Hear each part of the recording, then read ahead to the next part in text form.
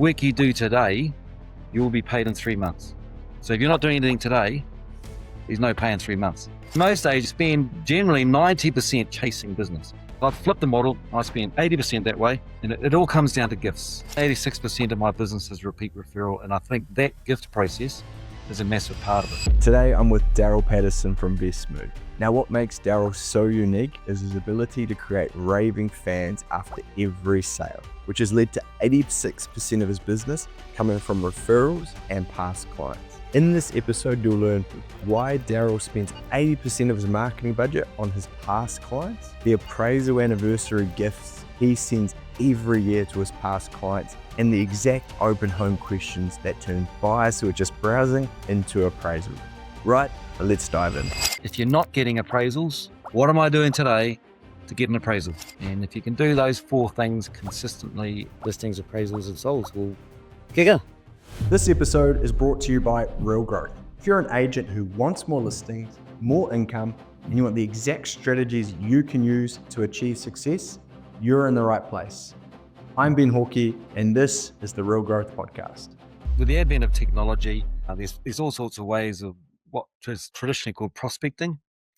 I don't really like that word. I call it connecting with purpose. I feel like prospecting is you're out looking for gang members, so I kind of avoid that word. It is the traditional word, but I like connecting with purpose. So, and that's quite difficult for a lot of people. And it comes down to you've got to put the work in, and a lot of people, right or wrong, their moral sort of values or their levels of resilience in conjunction with confidence can take a little bit of a hiding if you get lots of no's from people. So when you get lots of no's, you generally are, you're a little bit anxious and a little bit worn out mentally yourself. So the mere fact of going out and prospecting becomes more difficult because you're assuming the person's going to say no, because that's what I've said for the last 9 out of 10 times. So once you get your head past all of that, you've got to connect with purpose. And I can only go by what I've done. When I started in real estate 11 years ago, I did the traditional door knocking because that's all I knew. I didn't know how to do it, but I did it. And I learned a few scripts and I learned a few things that would make a difference to getting the connection with the person at the door. And I initially thought, I'm going to knock on the door and they're going to list their house with me because I'm awesome. Well, that's about as far away from the truth as you can get, because why would they list with me? They don't know me. They don't trust me. They have no connection with me. It's purely random. So I knocked on 848 doors and I actually got 1 listing out of 848 from the door knock, but it was more about building the database of 800 odd people and building that connection and getting to know these people and asking all the right questions when you prospect or when you connect to people. And it's just a conversation and it's very non-threatening. And it's, hi, my name's Darrel Patterson. I'm out and about on a gorgeous Tuesday morning talking to people about property. Who do you know that's thinking of selling a property? And 9 obviously the people say, well, not me. I go, yep, I thought you might say that. Or they might say their uncle, their auntie, their neighbour and whatnot. But the answer to that question didn't really make it. I didn't really care. It was really just a conversation with them. And Yes. I find out, how long have you lived here? Oh, we've been here for 15 years. What do you love about the area? Love the park up the road, or the fish and chip shop's really good, or kids go to school just around the corner. All of that, reasons why people live in the houses that they live in or the areas they live in. And I would say, look, I put together a monthly newsletter called the Patterson Report. It talks about what's happening in the Plymouth property market. What's the best email address to get that to? Get that to you, too. And I'd pull up my hand on a bit of paper and I'd write down the email address and your contact phone number, and they'd give me their number. I say, thanks very much, Ben. Appreciate your time. Have a wonderful day. I'll be in touch. And then over a period of time, I'd get back to those people. They'd be in my database. Hi, Ben, just letting you know that number 6 Smith Street around the corner just went on the market. It's not with me. It's not with me, but I'm sitting, it's on the market. We're asking for offers over blah, blah, blah, blah, blah. I'll keep you posted on the result. And I did. And well before Connect came along. Well before. This is in 2014, 15.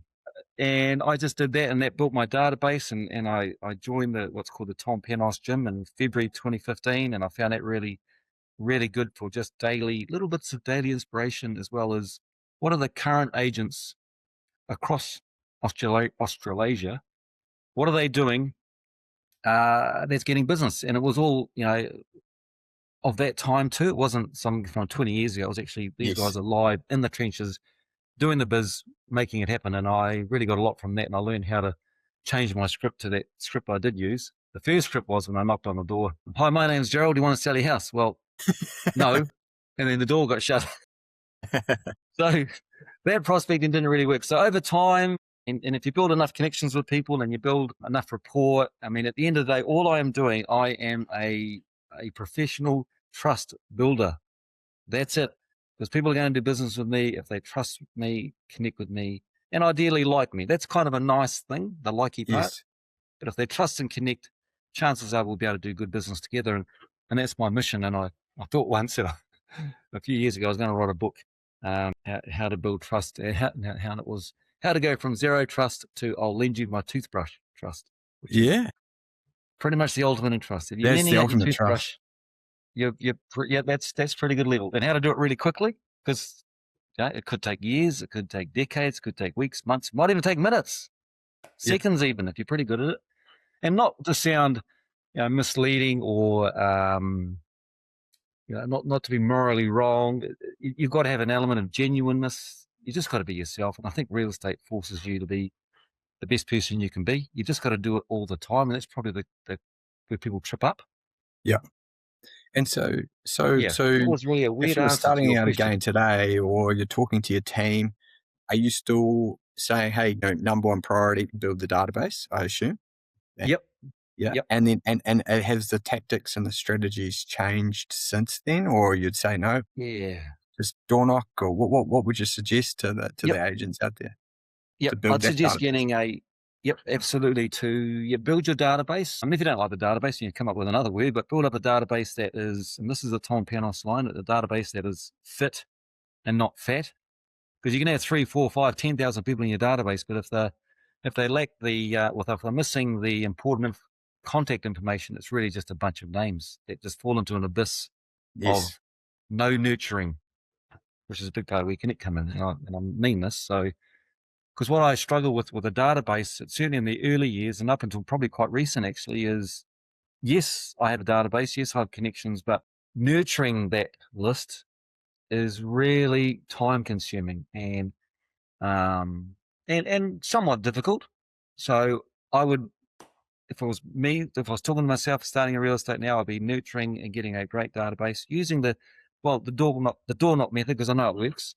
I mean, you can do DLE cards into people's letterboxes, and that's fine. And that's kind of that's the cheats way of getting to someone's house or to their door.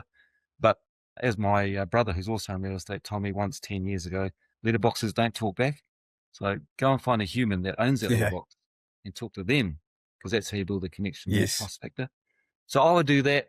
And I'm not trying to say, in terms of Connect, I think what you do and the systems you've got for the Justice and Just Souls and the anniversaries all are a way of nurturing that database, which I think most agents in New Zealand struggle to do that with purpose consistently. This is not like okay, in the month of March, I'm going to sort out my whole database and it's going to be amazing and I'm going to ring everybody up. Awesome. So by the end of March, brilliant. What happens for April, May, June, July, August, September, and the next bunch of years, that's where it all kind of falls apart. So, yeah. Your database management, when you're getting the talking database, being hungry. Yep. And so when you're talking to your team, and you said the key word is purpose and consistency, how did you build that consistency, or that I guess that muscle to be consistent over and over again, even if you're getting no's? Like, have you got any advice for agents out there who probably aren't as consistent as they'd like to be? How have you managed to be so consistent? Well, it's probably helpful that I'm reasonably competitive, so I think that's a factor. And I think your personality, and I'll be honest, real estate is not for everybody. It looks glamorous, it sounds glamorous. The TV shows make it out to be unbelievable. Everybody that sells real estate makes $100 million a year. That is as far from the truth as you can get. So I think you've got to, if you lack confidence and you lack resilience, and actually, I'll answer the question like this. I think you need to have resilience. You need to be confident, but not arrogant, not cocky, not a pain to people. You've got to be able to read the room really quickly. And I think that's a skill. I think it's a learned skill. You're not born with it. You can learn how to do that well. There's plenty of stuff through the internet, through coaching. Finding a really good coach, mentor to bounce ideas off and just check in with regularly. But a big part, I'm a goal setter, and in real estate, there's 3 ways of making money. Well, in fact, there's only one way actually of making money in real estate. And when you dumb it all down, take all the fluff away, you have to sell a house. That's it. That's the only way you make money. You don't make money for building friendships. You make money if you sell a house. So I measure, and my team measure, three things: how many appraisals in a month, how many listings in a month, and how many did you sell in the month. And those three KPIs, or key performance indicators, if you're not getting appraisals, you're not going to get listings, which means you're not going to get sales. So what are you doing today? And I used to ask myself this every day for the first 3 or 4 years. What am I doing today to get an appraisal? And if you honestly ask yourself that question, because most agents know what to do, they just don't do it for whatever reason. And what am I doing today to get an appraisal? And once you get an appraisal, because I'm a real believer in momentum sort of builds. It's like it's like a snowball going down a mountain. If you start small to go boom, boom, boom, boom, boom, boom. By the time you get to the bottom of the mountain, you're quite powerful and you're quite resilient. And any negative or no's sort of just bounce off. Bounces carry on, off. you know? Yeah. So what you're saying, as I understand, is like if you know the metrics that move the needle, i.e. the appraisals, and then you look at your day and go, did I do anything today or yesterday that was actually taking me in the direction or helping me create an appraisal? Yes or no, and then just try and spend more of your time focusing on activities that will generate appraisals. Yes. And is that basically what you're saying? Absolutely. Whether it might be recording a video for Facebook, or it might be picking up the phone and doing your callbacks, or it might be doing purchase anniversary calls, whatever it is this going to lead to a potential appraisal, whether it's straight away or it's the relationship build for absolutely the future? Is that right? Yeah, absolutely. And some people set a specific time frame. They might spend between 10 and 12 Monday, Wednesday, Friday on that connecting with people part, and that's cool. I think a big part of it too is to not be distracted. And if you're in an office environment and your best real estate mate walks in and wants to go for a coffee or a lunch, and you're spending that time, your time is delegated to connecting with people, but then a cup of coffee looks quite appealing. Bypass the coffee, stick to the plan. I think a lot of people, when they fall down on that path, they can spend a lot of time being busy, but everybody's busy. But are you productively busy? And I think that's the point of difference. If I got 100 people in a room and said, who's busy? I bet they will put their hand up. Yeah. But are you productively busy? I mean, are you making a difference? And I got this off Tom Panels as well. The work you do today, you will be paid in 3 months. So if you're not doing anything today, there's no pay in 3 months. So, And does that kind of work out as well? Like if you've got plenty of listings on right now and you're not connecting with purpose, as you say, like now, then you're going to be pretty dry in 3 months' time. That's right. That's right. And I think that's why real estate agents, they really have ebbs and flows because of that. They get listings. They work hard for their vendor because that's, every vendor has high expectations of their real estate agent, and rightfully so. They're paying good money to have great service. So you're up here, you're on, it's all on. You get the result for the vendors, brilliant. And then you haven't got time to do that connecting with purpose. And then you go back down and up and down. So it's being able to maintain. As an agent who's super bit, like you've got a lot of listings, the number one excuse that I hear from agents why they can't, maybe they haven't been on Connect sending messages, is because they're so busy. Yeah. And so I know for a fact that all the top agents we work with, like yourself, they have a lot of listings, but they are, whether they're delegating or they're putting time aside, like how are you making the time to still connect with homeowners when you've got lots of listings on the go? Before we move on with the episode, I just want to share something genuinely useful, especially if you're a real estate agent or a real estate business owner. Now, after analyzing over 2,000 property listing campaigns, we found something most agents miss. 20 to 30% of buyer inquiries are coming from local homeowners. And around 10% of those homeowners go on to sell their own property within the next 12 months, which means your future listings are often already sitting amongst those buyer inquiries. You just don't know who they are and how to uncover those opportunities. And that's why we created the Level Up Listing Toolkit. It's a free resource we have created that will show you how to identify those homeowners, nurture them properly, and ultimately convert them into future listings. You can download the toolkit by clicking the link in the show notes below, or if you're on Instagram or Facebook, just comment the word toolkit and we'll send it directly to you. All right, back to the episode. Yep. Yep. So I am very systems focused. I don't know how people can do business without having a system and a process. And it comes from my background of 9 years in the army and 16 years in frontier, where everything had a task, everything had a process, everything was that way. So that drives me. How do you stay Oh so yes, that's right. Yes, focused yes, yes. on say prospecting or connecting with people, even when you are busy? Because it is very easy to go, Yeah. oh geez, I've got so much on right now. I'll Yeah. just save that for next week. Yeah. Yeah. So what I do is by default, how do I put this?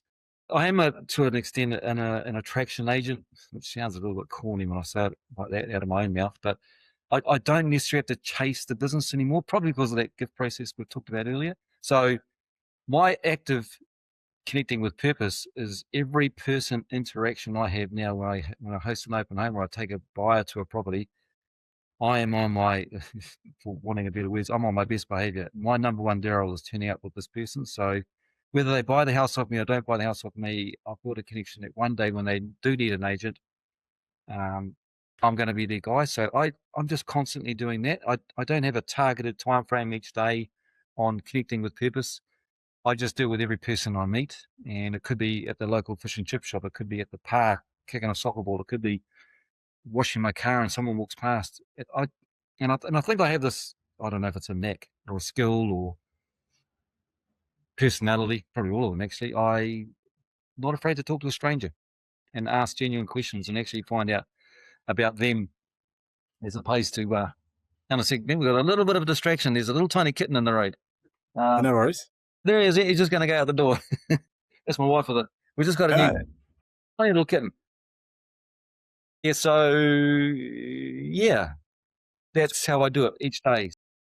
So you've become a bit of, like you said, a bit of an attraction agent, and every conversation you have, you're not scared to, have those conversations. But there's a lot of people out there that will be having conversations, but they never progress that conversation into a relationship. So Yeah. if you were to think about it, when you're having a conversation with someone in an open home and maybe this house isn't for them, how do you still progress that relationship forward? You know what I mean? Like as a potential listing opportunity, Yeah. what's the process there? Good question. Good question. Yeah. So, well, to me, it's really just asking the right questions and being genuinely interested in that person. So another Tom Panos line, every person that comes to one of my open homes, and I talk to my team about this. Hi, my name's Darrel. Welcome to this gorgeous property. Are you buying, selling, or researching? And that starts a conversation. Once we get the conversation, I can then go down a path of, okay, where to next for this person. They might say, yeah, we're looking to sell or we're looking to buy. Do you have a property to sell? If you're looking to purchase this property, yes, we do. Do you have a plan in place to sell that property? No, I don't. Would it be of value to you if I came around and talked to you about the value of your house and how I can help you get the result? Now that's a yes or no answer. They're like, oh, I need to think about it for a day or two. I'm not sure. And it just guides you to essentially a result. But what I think the important part is that I stay in control of the conversation, and I think a lot of agents say just leave it a little bit hairy feary. Ben might say to me, "Look, yeah, okay, Darrel, I'll get back to you." Which at that point you've lost kind of control of the next steps. Yes, So I say to people when they say, if I get to that point, look, yeah, Darrel, hey, thanks for your time, thanks for showing us this, and this. I'll get back to you. I say, fantastic. Look, if I don't hear from you by Wednesday next week, I'll give you a call on Tuesday evening just to check in. So then I'm still in control. If they haven't yes, phoned me, which some do, some don't, I then have that conversation. Hey Ben, we met at the open home on Sunday. Just checking in on where you're at, how can I help? It's hard to understood. do role playing when there's not the exact Yes, situation in front of you, but it's just really staying in control of that conversation with the person you've just met, and you're asking genuine questions about them. And my wife probably gets embarrassed sometimes. I do this no matter where we are. I might even say to some guy that's walking down the street, this is going to sound really weird, Ben. And he might be just having a cup of coffee, actually. And I might walk past him and go, man, he's got a really cool shirt on. Say, man, that is such a cool shirt. Where'd you get that from? And I genuinely mean it. I'm not doing it to be uh, weird or prospect. I'm doing it because I thought, man, that's such a cool shirt. Where did you get that from? And I've done that before. And people are quite honored that someone yeah, said, hey, that's a cool shirt. And they tell me, and we just start a conversation. Do you live around here? I mean, it just leads down all these little paths, all these little feelers that can get to connections with people. And not everybody's going to be comfortable doing that. I get it. A lot of people walk down the street, and the last thing they want to do is talk to a stranger. I get it, but That's just how I roll, and it seems to work. And I think if people can get good at being uncomfortable and get comfortable being uncomfortable, they'll stack the odds in their favor to have more opportunities for the appraisal, which means you'll get paid if you get the listing Yes. 3 months' time. Yeah. I like what you said when you said to take control of the conversation. Like, it's so easy if someone says, "Oh no, we're not." I'll get back to you, Darrel, and most a lot of agents will just leave it at that. But then Yeah. they'll feel awkward following up because they haven't had Yes. permission to follow up. Where you're asking Yes. for you're kind of leading that by saying, "Hey, if I don't hear from you, I'll give you a call on Wednesday." Then Yes. you've almost been given the permission to call them on Yes. Wednesday, and so it makes that call a lot easier. Yes. Yes. Uh, And not one person has said to me, "No, no, don't phone me on Wednesday, Darrel." Not one person has said that. They go, "Yeah, sure, Darrel. No, good idea." And then I'm still in control. So yes. yeah.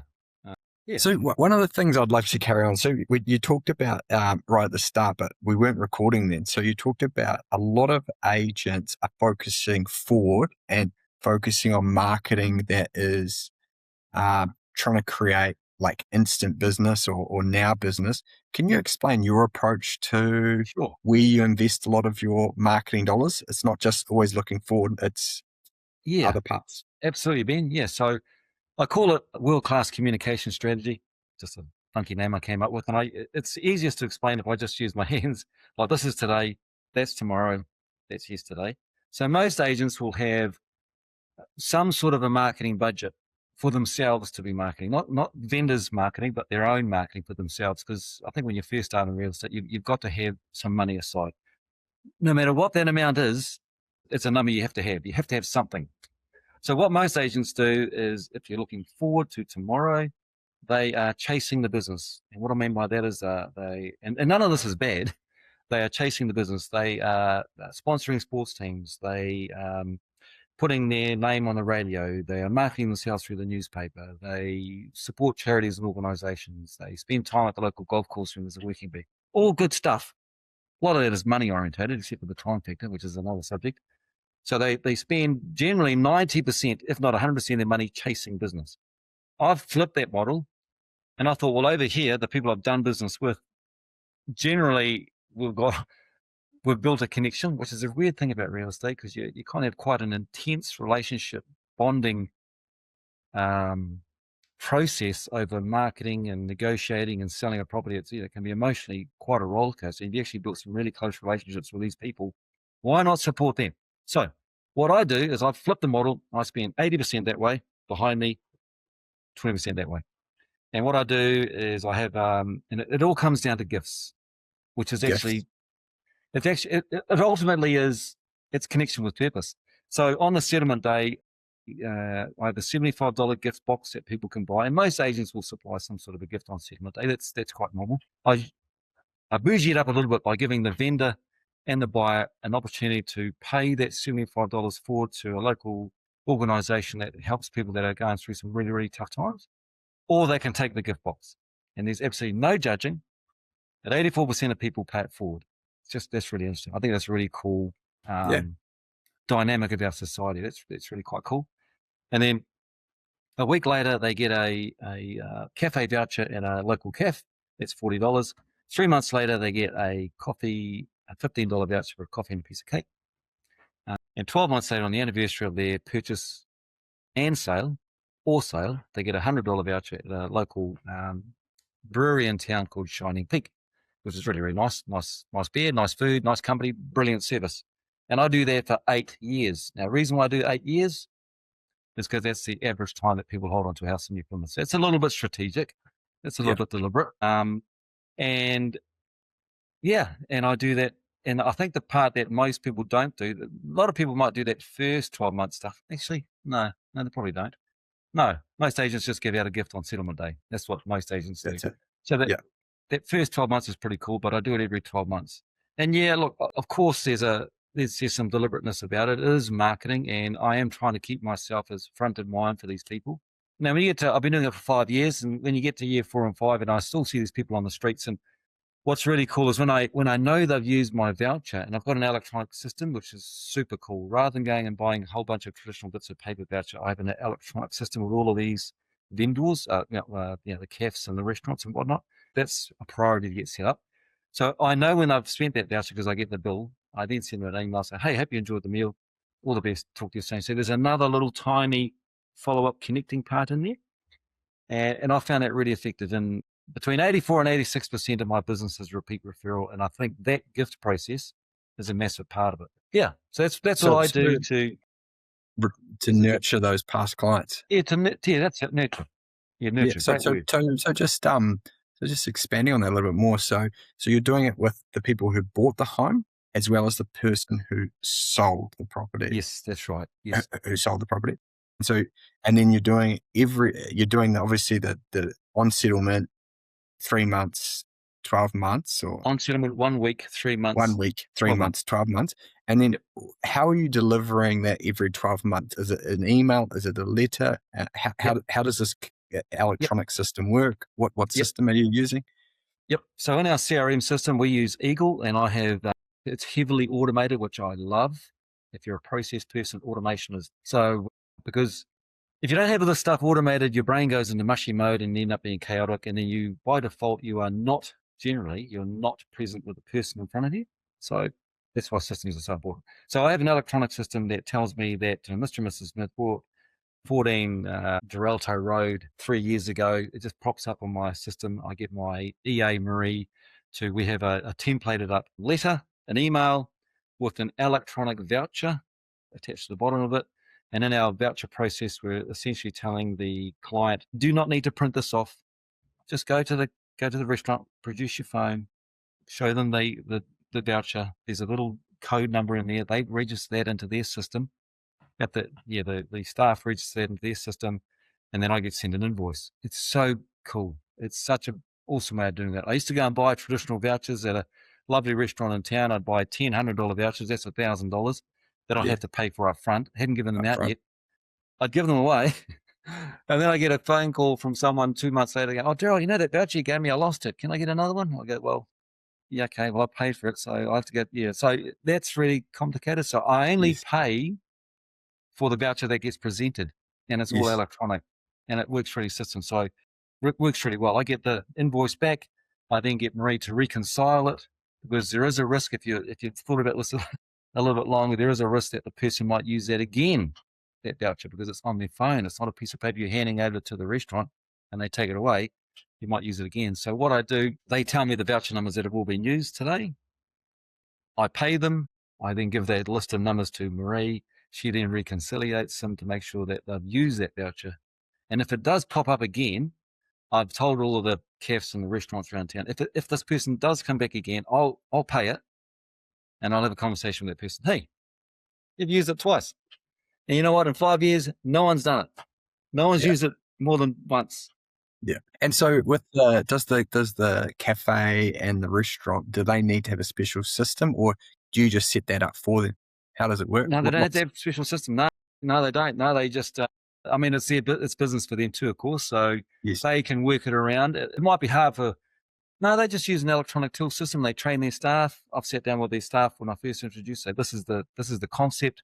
Now, can you do it? And fortunately, the managers of these cafes have been able to spend a bit of time training it, because it is a little bit of a fussy round for them. They're not going to, but might add 10 seconds to their transaction. Yeah, gotcha. Yeah. But what's the software called? Any restaurant should be able to do it. What's the software called for anyone listening who wants to give that a crack? Eagle. Eagle is the CRM system. Eagle has the system. Eagle has the automation system, but the software that the cafes and the restaurants use, I'm not sure, sorry, Ben, what they use, but yeah. You just ask them and they produce a code for you, and that's how it works. Yeah, no, I make the code. I give them it's a DP number. It might be DP, just my initials, DP 123. And that little code is on the electronic voucher. So the staff member records DP 123, puts it through their till system, goes to their account system. Their account system send me DP 123, DP 128, DP 483 was used. I pay, reconcile, everybody's happy. And I get a discount too, which is kind of nice. So I've been doing it for a few years now. So it's $100 voucher, but I would work. Maybe it costs you a bit less. Cost me a bit less. Just a little bit less. But understood. Hey, if you're getting value from this conversation and you're the type of person who doesn't want to listen to good ideas, but you actually want to implement them, we've built something for you.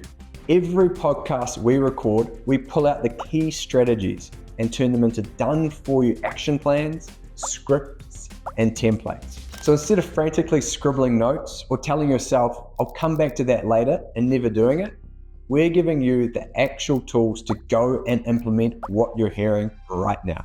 You can find all of this inside the Real Growth Listing Lab. Every guest, every episode, every strategy turned into something you can use to start growing your business tomorrow. Just click the link in the show notes. It'll only take 10 seconds. Right, let's get back into it. That's awesome. And I think there'll be a lot of agents who will listen to this and go, damn, that's a good idea. And I know when we had the conference a couple of years ago, there were a lot of agents who would have listened to you share that and go, damn, that's a good idea, and then never did it. That's right. That's And right. so, Which is typical of most training. What do you think's holding agents back from like actually doing what needs to be done? Like I spoke to another guy, Brett Andreas, and he said people get a dopamine hit thinking the same dopamine hit thinking of an idea than actually executing on the idea. So people still feel good when they think about an idea than actually doing it. So I don't know whether that's got anything to do with it. Makes people feel good, but actually not actually doing it. That's the that's the irony of it, eh? Because most agents know what to do. There's so much on the internet through coaching, whether it's Tom Panos or Matt Steinwade or Tom Ferry from the States. I mean, there's so much available online for coaching, and I think if you're not utilizing those people, and there's no reinventing of the wheel.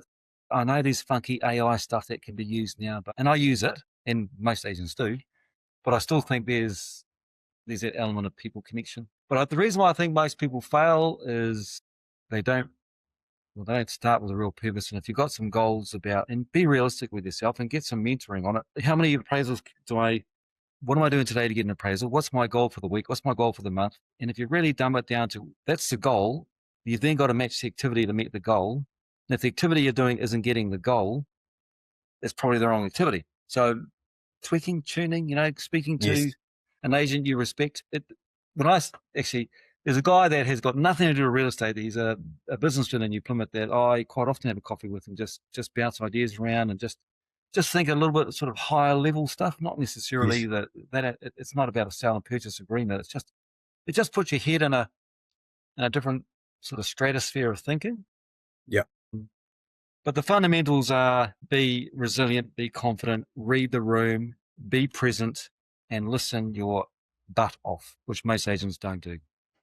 They listen and want the person to hurry up and finish talking so they can talk, which isn't listening. Be present, listen. And it sounds very similar to another agent I interviewed the other day about he says you've got two ears and one mouth for a reason and you should be listening. What do you think, talking about being present, what do you mean by that? It means that when you are sitting in front of someone, what does that mean just in your view, being present when you sit with someone?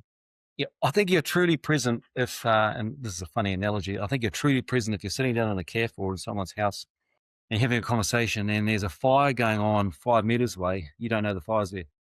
So being present is actually fully tuned in to that person that's in front of you and really being super curious and asking just lots of questions about them, because it's amazing when you ask some key questions, what people will tell you about themselves. And they'll go away from that particular conversation that I've had with you, go, man, I'll tell you what, Ben's an awesome dude. We had a great conversation. And Ben did bugger all talking. It was actually, Ben.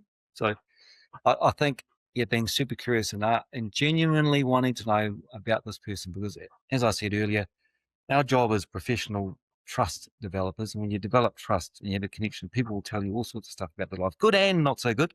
But that's the job of a real estate agent. We are sometimes a little bit of a counselor. We're a brother, we're a counselor, we're a padre, we're a negotiator, we're a marketer. But ultimately, we're a trust builder. And I think I keep talking about trust. It's a word that gets bandied around every 5 seconds in real estate. People have got slogans saying, "Your trusted agent." Cool, prove it. Yeah, prove it. Easy to write. It's easy to have flash words and attach to your name, but and I think, just finding out, just ask questions about people and what they do. And I mean, I do silly things. I drive down the road and I see a really cool house and I go, man, that's a cool house. Love the color of that paint. So I'll drive up the driveway, knock on the door and say, hey, look, my name's Darrel. I actually sell real estate for a living, but that's not why I'm here. But that paint color, what is that? And I'm genuine. Just And guess genuinely what? interested. I've been invited to the house for a cup of tea and a scone when you ask that. It's just bizarre. It's fun. And I think there is a bit of fun factor too. You've got to have a smile on your face. And I think if you've got fun wrapped up around all of this, you've just got your energy in the right place. Yes. And I think some people treat it too transactionally. Yes, it is a transactional business.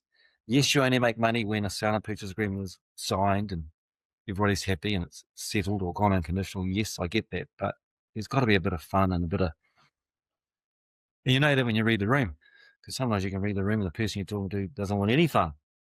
They're just serious. Where's the numbers? What's the process? Why you? Why am I going to pick you, Darrel? I've had that. I've had an interview where a guy's had a whole chart of questions. Really? Tell me why I'm going to pick you, Darrel. Here's my questions for you. Yeah.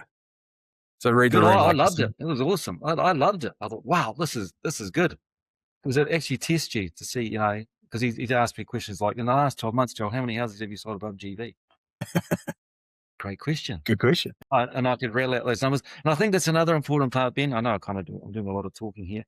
I hear people say that they are an expert in the area, right? And that's kind of easy to say, and it's hard to back up. So when I hear people say that to me, oh, brilliant. How many houses sold in your area last month compared to the same time last year? What's the average house price in your area? Right.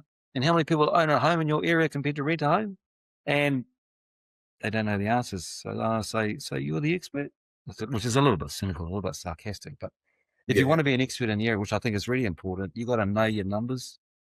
Someone told me many years ago when I worked at Fonterra, you got to know your shit, do your shit, sell your shit. You've got to know the numbers in your area. Because people, when they ask me, what's it like in the real estate market? What's happening in the real estate market? Every second person on the street asks a real estate question.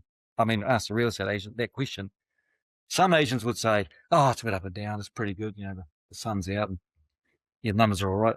And I think that's really fluffy and loose. When I get asked that question, I like to back it up with some real data because I want to, again, going back to build that trust.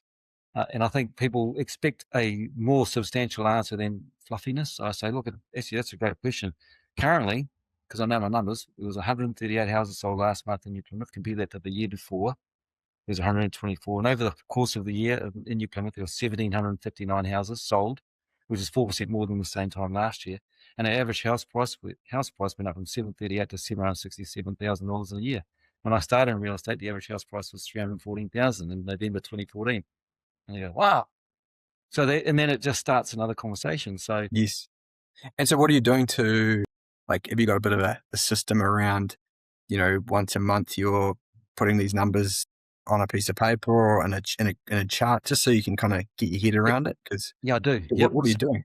What's the every system month, as around soon it? as the Ryan stats are made available, which is typically between the 12th and 15th of the month, because that's kind of our, you can't really talk about last month until that data comes out. But I've spoken to Ryan's about this numerous times, and the data that they send out on the Ryan's report is only as good as the day that they send it out to, because there's still more listings or more sales that come in. So that is my primary focus. That's when I use those numbers, and I then go into the Ryan's website and I pull the numbers out for the Plymouth district, and that's how I get my comparative numbers. I also, every week, I've been doing this for 4 years, I just want to find how many houses are on the property in New Plymouth, and it's really tricky to gauge. So I just use TradeViews numbers, and I just look at how many, 23 houses went on the market from the Friday before to this last Friday. So I'll just keep an idea of what's on the market. How does it compare to last year? So we're about 30 houses up on the same time last year. It's according to TradeViews records, what's on the market. So I do know those numbers, and I find them really important. And but I think with the advent of AI, you could probably just punch a few little questions into AI and I might tell you a number.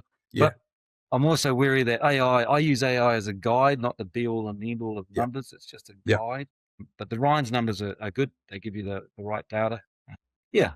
And it gives you that confidence, I guess, when you've got those numbers down packed and you know what's going on. When someone asks you that question, you really are positioning yourself as a local expert. Like you said, everyone says they're the local expert, but do they back it up with but are actually they? knowing the numbers? Or what's their definition of expert? I mean, And I've yet to find someone that can actually bang that out with the numbers, and they can even go down the street and say, look, this house sold in 2023, this one sold in 2019.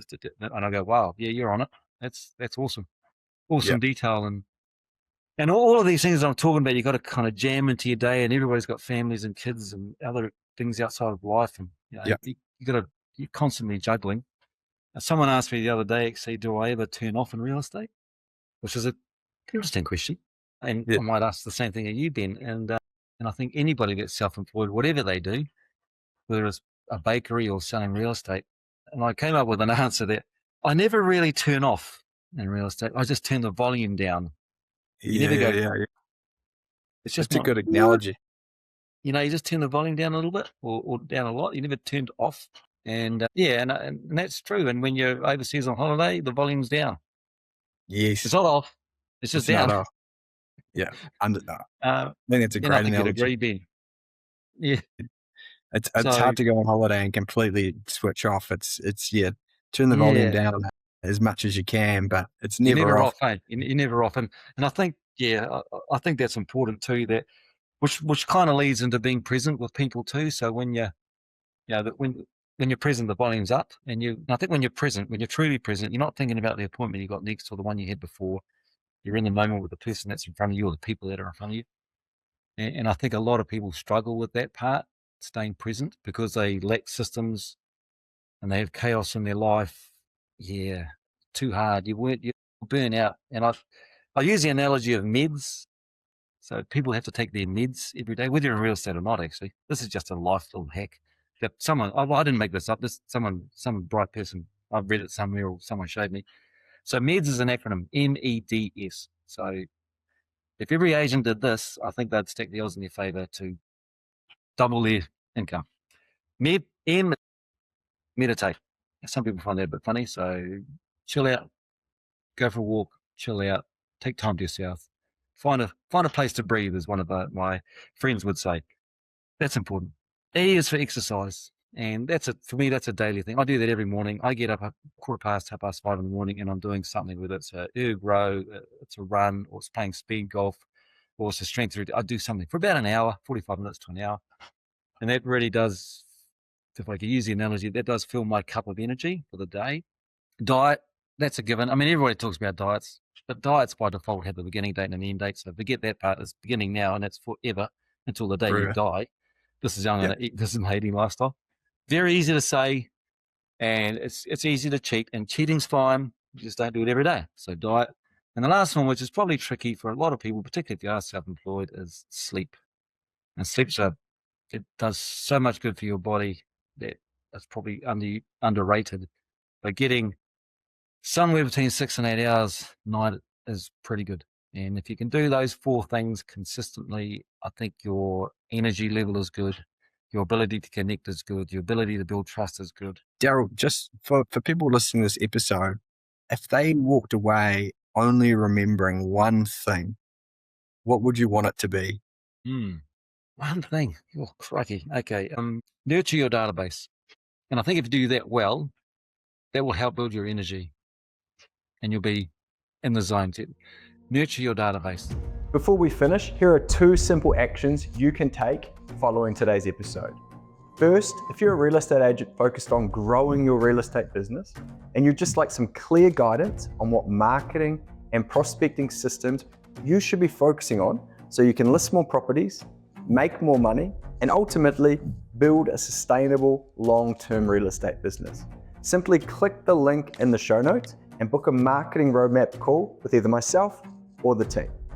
Or alternatively, if you're happy with the income you're making, please just hit the share button and share this episode with an agent in your office who might benefit from hearing it. Anyway, guys, thanks for listening. I appreciate your support, and I'll see you on the next episode.